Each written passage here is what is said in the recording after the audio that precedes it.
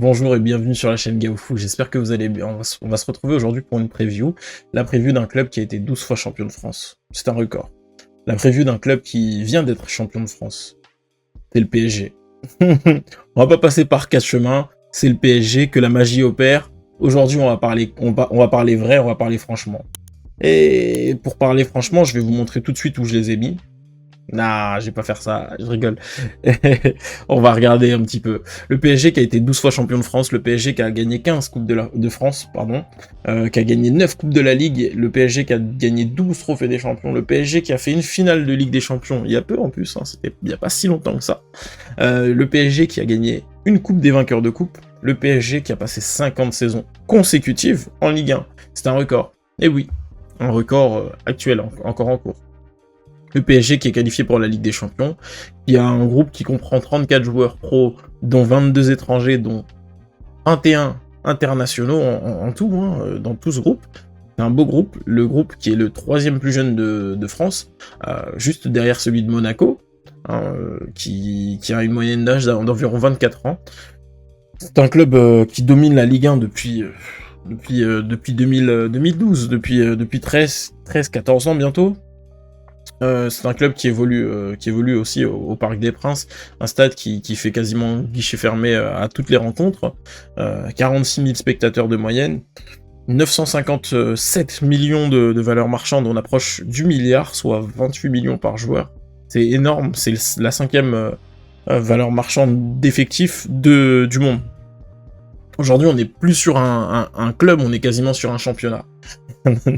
Non, je rigole, hein, je vous embête, je vous taquine pour certains, mais c'est vrai que le PSG qui a fini champion la saison dernière a une équipe qui est superbement structurée. On va revenir un petit peu sur ce qui s'est passé la saison dernière.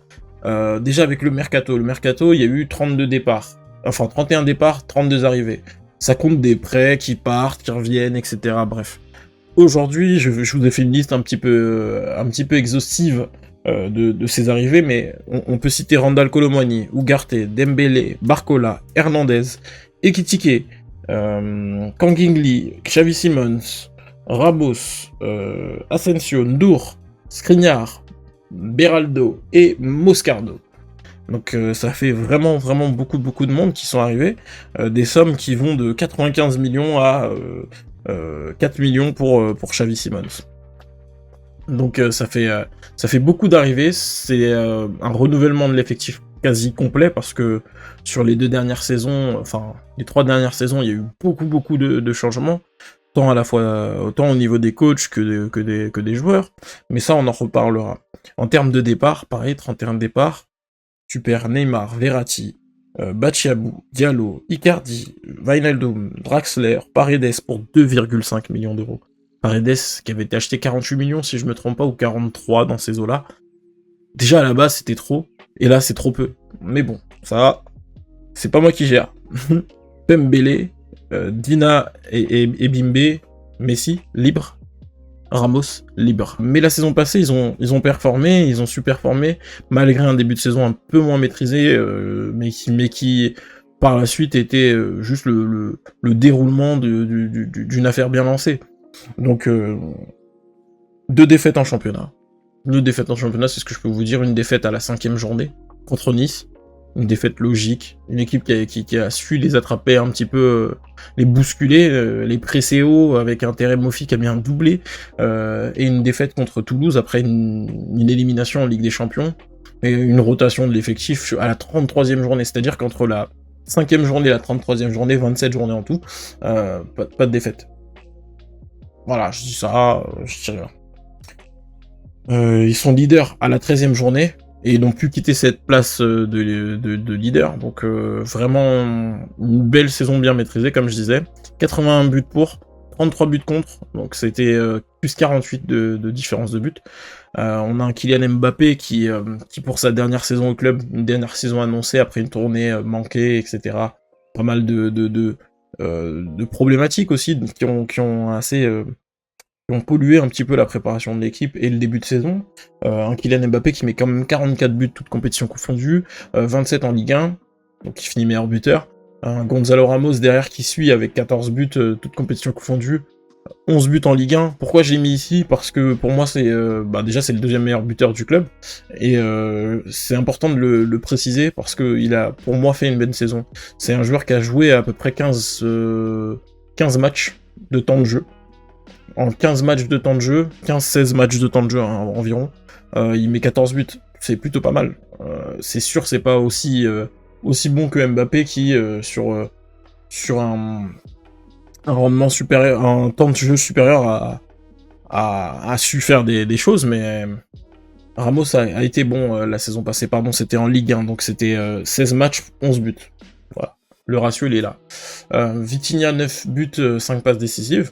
Une élimination de Ligue des Champions qu'on a tous vu, qui est liée à des poteaux, certes, qui est liée à des poteaux, mais qui n'est pas seulement lié à des poteaux. Il y a eu les poteaux contre Dortmund.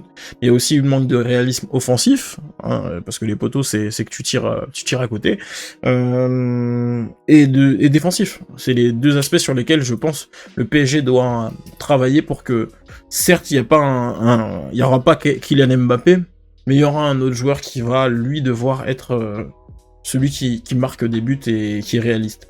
Moi, à mes yeux, ça a été une bonne saison pour Vitinha, qui a montré que voilà, il était capable d'être ce joueur qui va être le pilote au milieu du terrain. C'était une bonne saison pour Mbappé, Kylian Mbappé qui, comme à son habitude, a su briller au cours de la saison passée. Danilo Pereira, moi je le mets parmi les joueurs qui ont fait une bonne saison, parce que parfois sur le terrain c'était celui qui avait le plus envie et qui le montrait, il dégageait quelque chose. Gonzalo Ramos aussi, parce que pour les mêmes raisons, et parce que statistiquement sur ce qu'on lui a donné, il a su à chaque fois manger sur ce qu'on lui donnait. Barcola qui a été la révélation de la saison pour moi, tout comme la confirmation Warren Zaïre-Emery qui a manqué un petit peu, si je me trompe pas, ah non c'était peut-être la saison dernière, qui a manqué un petit peu de la saison, un petit bout de temps, il y a eu un peu de mal sur la deuxième partie de saison, c'était un peu moins simple, mais franchement il est incroyable ce jeune. C'est la fin de l'ère Mbappé, on est triste, mais en même temps on est content parce que il y avait des problématiques liées à sa présence dans l'effectif qui ne seront plus, et aujourd'hui on va démarrer une saison avec de la sérénité.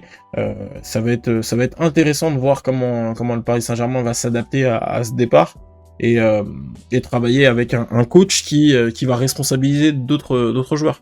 Deuxième saison au PSG pour Luis Enrique qui est le coach, qui avait entraîné Barça B, puis la Roma, puis le Celta Vigo, ensuite le Barça, où il avait été vraiment exceptionnel, notamment sur la saison 2015, où il remporte la Ligue des Champions, et aussi sélectionneur de l'Espagne, juste avant d'arriver au PSG.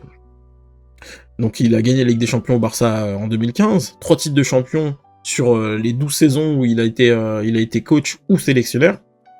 C'est plutôt un bon ratio, hein, 3 sur 4. Enfin 1 sur 4, pardon. Ce ratio-là, on peut le relativiser parce que la période où il est sélectionneur, c'est compliqué de prendre un titre de champion, mais il peut être champion Ligue des Nations, Coupe du Monde, Euro. Il y a eu des compétitions dans lesquelles il aurait pu gagner d'autres trophées. C'est dommage, mais ça se fera avec le PSG, je l'espère. Il est réputé pour son style de jeu, un style de jeu qui s'appuie principalement sur du 4-3-3, un style de jeu qui va s'appuyer sur du pressing, qui va s'appuyer sur des intentions qui sont démontrées à l'adversaire, une possession de balle qui va être assez importante, de la technique, de la qualité, de la beauté dans la relance et dans l'utilisation du ballon. Et c'est un entraîneur de 54 ans, il est assez expérimenté, ça fait 16 ans qu'il coach. Il a déjà été élu meilleur coach du monde, il a déjà coaché les meilleurs joueurs du monde, Messi, Neymar, Luis Suarez, et bien d'autres, hein. On va pas parler de toute l'équipe du Barça qu'il a eu entre les mains, ou des joueurs espagnols qu'il a eu, et qui ont fini champion d'Europe cette année, qui était passé par ses mains. Il a aidé à construire aussi ce groupe. C'est un coach qui prend en moyenne 2,03 points, en sachant que à la Roma et à Vigo, il n'était pas sur ces standards-là.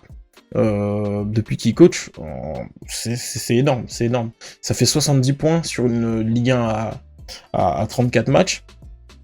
C'est équivalent c'est supérieur à ce que Monaco a pris la saison passée. Bon voilà, Je pense qu'il y a de bons espoirs pour que cette saison encore, il soit champion. On voit hein, les transferts cette saison, on lui donne un milieu défensif qui va avoir de la qualité à la relance, qui va être un meneur de jeu en retrait, hein, on va dire. Joao Neves qui a des grosses qualités balle au pied. William Pacho qui est capable aussi, lui, d'être bon à la relance. Et Safonov pour remplacer... pour modifier un petit peu la hiérarchie des gardiens. On a un Donnarumma qui est pas impérial, et un Safonov qui va arriver pour le bousculer un petit peu. Ensuite là c'est des prêts, tous les prêts qui sont revenus, tous les joueurs qui sont revenus de prêt, mais qui sont pas encore partis ou qui sont pas partis, donc vous avez vu, hein, j'ai un peu modifié les données qu'on avait.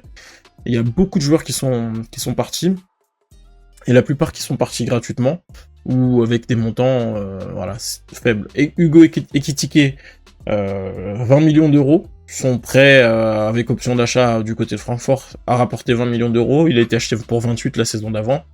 Voilà, on donne notre argent, c'est ça.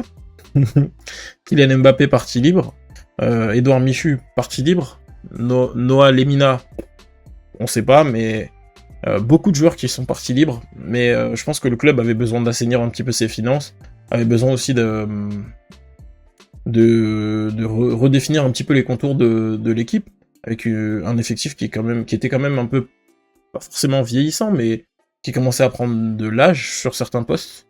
Je vais citer par exemple Bernat, hein, qui est sur le chemin de la sortie, Kurzawa. Donc voilà, ils ont rajeuni l'effectif, ils ont laissé partir des Messi, des Ramos sur la saison d'avant, donc le but c'était aussi ça, c'était d'amener des jeunes talents à devenir ce qu'ils pourraient être au PSG et pas ailleurs. L'effectif, on va regarder, mais l'effectif pour moi il est plutôt bien construit, il manque un petit peu de profondeur sur certains postes. On va commencer par l'attaque où on voit un Randal Kolo Muani, Gonzalo Ramos, ça va être les deux joueurs pour moi qui seront alignés en tant que neuf. Les deux joueurs seront pour le coup probablement les joueurs qui seront les plus pertinents dans ce rôle-là pour la saison.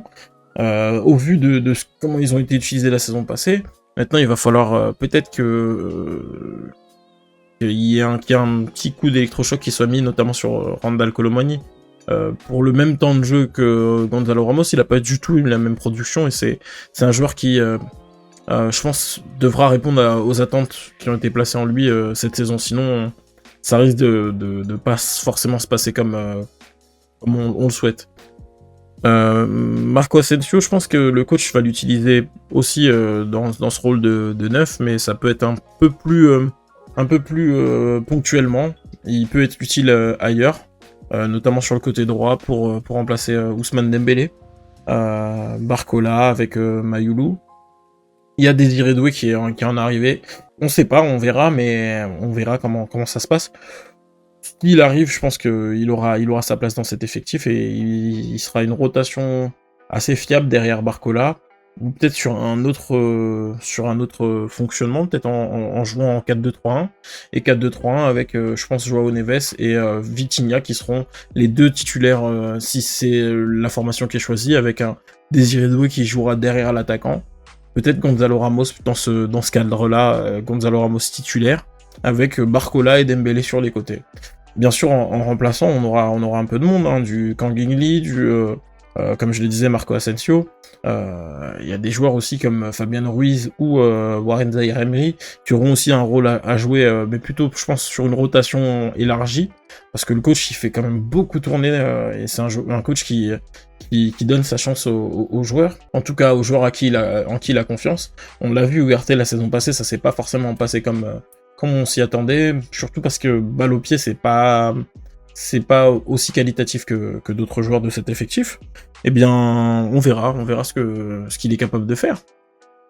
Mais je pense qu'il devrait partir du côté de Manchester United. Il y a Jorge Mendes qui est en Angleterre en train de négocier et qui est en contact avec le Paris Saint-Germain en train de négocier de ce qu'on dit.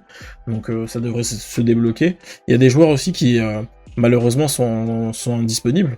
On le voit, hein, Kimpembe, Lucas Hernandez qui devrait revenir au mois de décembre. Donc il faut un peu de rotation, c'est pour ça que vous avez des Mukiele par exemple qui est toujours là, qui peut-être partira. Kimpembe, on sait pas quand il va revenir. On a quand même de la profondeur et de la qualité. J'ai un petit problème moi sur le profil qui est Skriniar, mais ça peut être un profil qui est utile, notamment si on passe sur une défense à 3. Et on voit là il y a 4 gardiens, c'est plutôt pas mal. Du coup le coach, moi je peux le dire hein, aujourd'hui, il mise sur un groupe qui s'est restructuré sans superstar, enfin le club. Le coach, lui, il va miser sur sa vision de jeu, sur son expérience, sur sa connaissance du football. Ils vont s'appuyer aussi sur une attaque technique qui est capable de gagner des duels, qui est capable de casser les lignes, qui est bien épaulé par un milieu aussi qui va avoir une qualité de relance et le ballon dans les pieds assez souvent. Hein. Donc c'est pas forcément des profils de défenseurs qu'on veut au PSG, c'est plutôt des profils de premiers relanceurs. Une jeune équipe prometteuse, c'est sûr, hein, quand t'es la 3e équipe la plus jeune de ton championnat, c'est que t'es plein de promesses en fait, et surtout quand t'es champion et que t'as cet effectif-là, je pense que ouais, là on peut s'appuyer sur un groupe qui va être dynamique. Le calendrier, bien sûr, il y a eu la préparation c'était 2 matchs nuls. Il prépare le match de Ligue 1, après ce match de Ligue 1, il se prépare peut-être plus au centre d'entraînement, peut-être un peu plus avec les joueurs qui sont déjà revenus des JO et de l'Euro, parce que il y avait des compétitions cet été, je crois qu'il y avait la Copa aussi, donc il y a beaucoup de joueurs qui ont été utilisés cet été, donc je pense qu'ils voulaient faire une préparation assez légère, mais plutôt axée sur de la préparation détachée de ces matchs dans lesquels on peut avoir parfois des blessures, ou qui vont pas forcément servir quand on n'a pas révolutionné son équipe. L'équipe, elle sait comment elle doit évoluer, ça reste assez logique, et surtout c'est un entraîneur qui partage beaucoup et qui est dans la continuité. Il va pas changer, il va pas se révolutionner du jour au lendemain. Mais on le voit, le calendrier là, il est plutôt agréable jusqu'au début de la phase allée phase allée. On parle plus de phase allée pour la Ligue des Champions, de la phase de groupe de Ligue des Champions. On le voit avec 2 matchs assez abordables, un contre le Havre qui est une équipe qui a su tenir tête la saison passée au PSG en faisant 3-3 notamment chez eux. On se souviendra du but de Gonzalo Ramos dans la toute fin de match. Donc ouais, des équipes qui vont proposer de l'équilibre. Moi je vous laisse regarder, je vous laisse profiter de ce qui est noté ici, parce que c'est important. On le voit, le Classico, il aura lieu au mois d'octobre, le 27 octobre. Paris va se déplacer aussi chez le dauphin de Ligue 1, l'AS Monaco, en janvier. Donc d'ici à dire que ce calendrier-là, il est assez dur, je pense que c'est pas le cas. On le voit, hein, ils vont à Lyon et quasiment un mois après, ils vont à Monaco. Donc ils auront le temps de se refaire. Et ça, dans les 2 phases. Hein. On le voit. Ça se finit par Strasbourg, Montpellier, Auxerre. Ça devrait être une fin de saison assez simple. Surtout qu'il peut y avoir, s'ils vont en Ligue des Champions, il peut y avoir, dans cette période-là, besoin de pas forcément avoir une adversité des plus importantes. Et on le voit, c'est pas le cas. Ils vont affronter dans le dernier quart du championnat Saint-Etienne, Angers, Nantes, Le Havre, Nice, qui était quand même une équipe qui est quand même une équipe européenne et qui était quand même une équipe ambitieuse et d'un niveau assez important cette saison, enfin la saison passée. Strasbourg, Montpellier et Auxerre. Donc concrètement, la plupart des équipes qu'ils affrontent sur cette dernière partie de saison, ça va être des équipes qui vont pas forcément jouer l'Europe. Par contre, le mois de janvier et février, là, ça risque d'être un peu de piqué parce que t'affrontes Lens, t'affrontes, comme je l'ai dit, Lyon 2 fois. Sur cette période, entre janvier et février, fin décembre, le dernier match de décembre, c'est Lyon. À peine 2 mois après, tu les rejoues. Ça va être un calendrier qui va être intense sur cette phase-là. Là. À partir de mi-décembre jusqu'à fin mars, ça va être chaud. Ça va être quelque chose. Sans parler de la coupe, sans parler de la Coupe d'Europe, il y a déjà du challenge.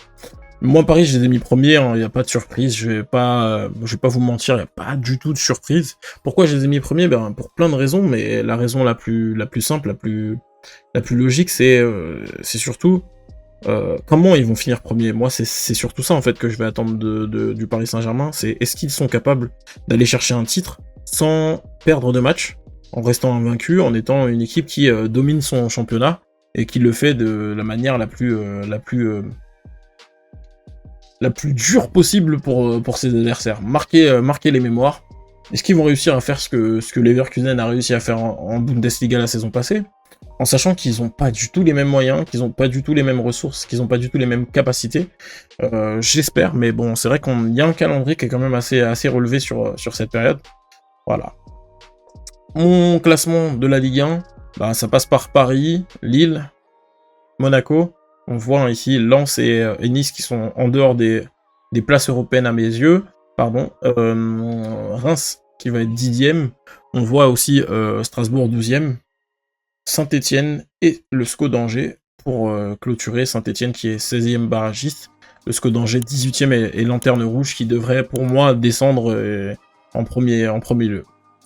Voilà, il me reste plus qu'à vous remercier, à vous dire à très vite pour de nouvelles aventures, et je remercie aussi Alex pour sa contribution. C'est grâce à lui si ces previews sortent en temps et en heure.